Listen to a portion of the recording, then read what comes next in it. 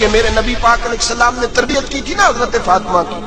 فرمایا بیٹے تیرا خامد اسی طرح ہے کہ جس طرح تیرے لیے مجازی خدا ہوتا ہے.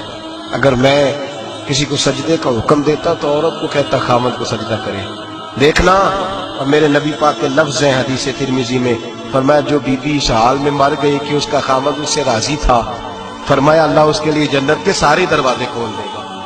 تربیت کی تھی نا تربیت. تو خود میرے نبی پاک شادی کے بعد حضرت فاطمہ کو لینے گئے. کہا فاطمہ چلا لینے آیا ہوں. تربیت خود کی تھی.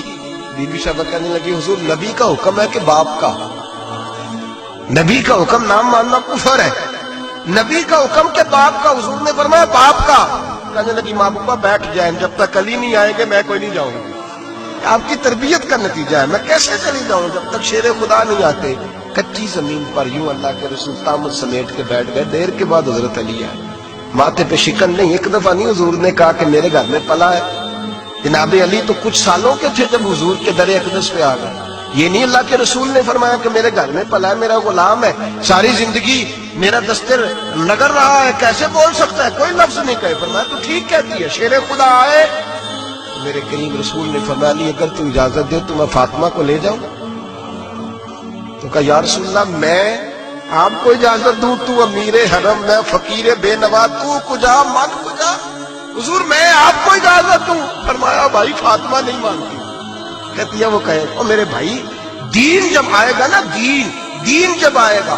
سیدہ طیبہ طاہرہ حضرت خدیجہ الکبریٰ کی سہیلی ملنے آئی, اور حضرت خدیجہ کے پھٹے ہوئے کپڑے اور پیبند والے کپڑے دیکھ کے تو رو پڑی. کہنے لگی تم مکے کی ملکہ تھی اور دنیا تیری مثال دیتی تھی, اور خدیجہ یہ تم نے کیا حال کر لیا. فرمایا چپ کر, میں اس حال میں راضی ہوں جس میں میرے رسول راضی ہیں. فرمایا ادھر آؤ, کائنات میں اگر اللہ نے سب سے شان والی بیٹی دی ہے تو مجھے دی ہے, اور میں اس علی کو دے رہا ہوں جس کا مکان بھی کوئی نہیں, کاروبار بھی کوئی نہیں, جس علی کا بظاہر کوئی بینک بیلنس نہیں, کوئی مربع نہیں, کوئی شے نہیں. حضور علی کے پاس کیا ہے؟ فرمایا میرا علی عشاء کے بعد قرآن شروع کرتا ہے تو فجر سے پہلے ختم کر دیتا ہے. میرا علی صبح کی نماز کے وقت تلاوت شروع کرتا ہے تو ظہر سے پہلے قرآن مجید پڑھ دیتا ہے. فرمایا رزق کھاتا ہے, تھوڑا کھاتا ہے پر حلال کا کھاتا ہے. فرمایا پاکیزہ روٹی کھاتا ہے, اور جب میدان میں نکلتا ہے تو برادری کے لیے نہیں نکلتا. جب تلوار لے کے نکلتا ہے تو یہ مکے کے لیے نہیں لڑتا, یہ تلوار لے کے نکلتا ہے تو قومیت کے لیے نہیں لڑتا. بابو کس لیے لڑتا ہے؟ فرمایا یا خدا کے لیے لڑتا ہے یا محمد مصطفیٰ کے لیے لڑتا ہے. اس کی تلواریں پاکیزہ, نظریات پاکیزہ. دیکھو میں بیٹی کا نکاح کہاں کر رہا ہوں.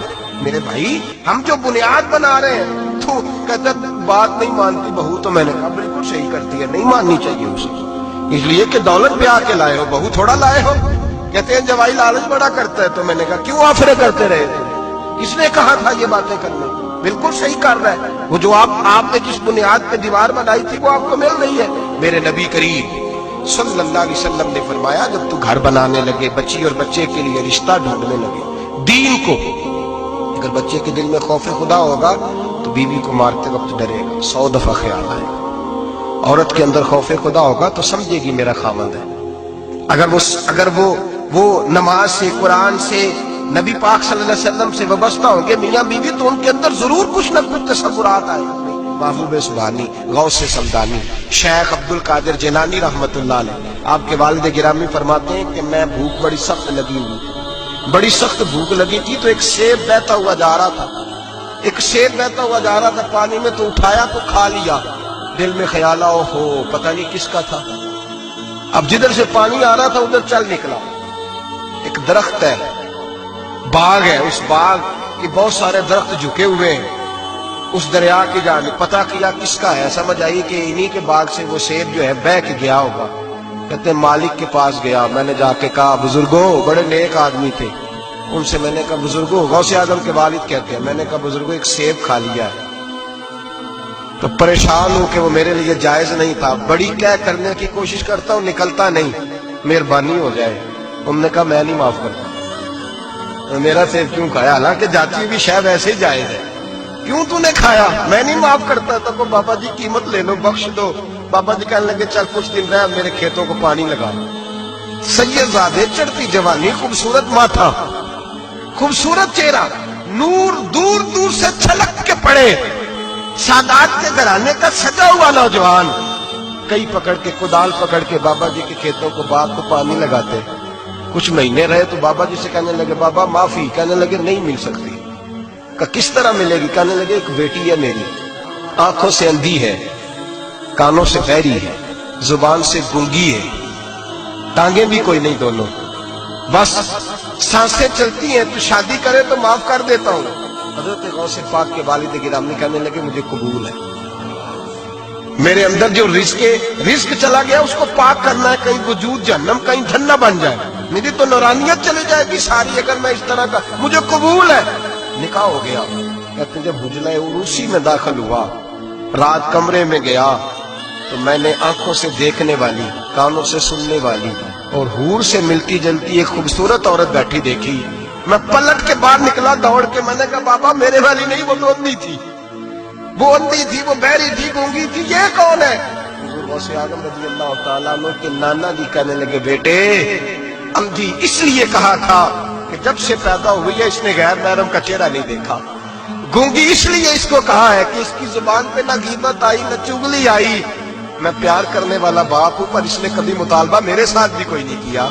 इसकी जुबान पे या खुदा का जिक्र रहता है या मोहम्मद अरबी का दुरूद रहता है, इसके अलावा बोलती नहीं है, लिहाजा गूंगी है। और फरमाया कोई गीबत करने लगे, चुगली करने लगे, झूठ बोलने लगे तो उठ के चली जाती है, सुनती नहीं, लिहाजा पैरी भी है। और चूंकि कभी घर से बाहर पैर ही नहीं रखा लिहाजा लंगड़ी भी है।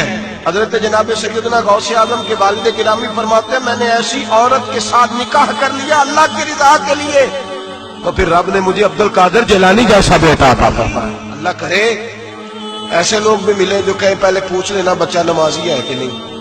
अल्लाह करे कि रिश्ते ढूंढते वक्त ये कोई पूछने लग जाए, अल्लाह करे कि कोई पूछने लग जाए कि बच्ची पर्दादार है कि नहीं, अल्लाह करे कोई पूछने लग जाए कि बच्चा कुरान शरीफ के साथ दिलचस्पी रखता है कि नहीं, उसे हुजूर की नातें अच्छी लगती हैं कि नहीं, वो नबी पाक के नाम का नारा लगाना जानता है कि नहीं, कभी कभी उसकी आंखों में मुस्तफा के लिए कोई आंसू आया है कि नहीं, कभी वो तड़पा है कि नहीं, कभी वो रोया है कि नहीं, कभी उसे महबूब पाक अलैहिस्सलाम की गुलामी पे नाज हुआ है कि नहीं, कभी ऐसा हुआ है कि वो सर पे पगड़ी बांध के चेहरे पे दाढ़ी सजा के सफेद रंग का जोड़ा पहन के शीशे के आगे खड़े होके कहता हूँ आज मैं बड़ा हसीन लग रहा हूँ इसलिए कि मैं अपने मोहम्मद अरबी के लिबास में लिपटा हुआ हूँ, अपने रसूल का मैंने अंदाज अपनाया है। अल्लाह करे ऐसे भी होने लगे।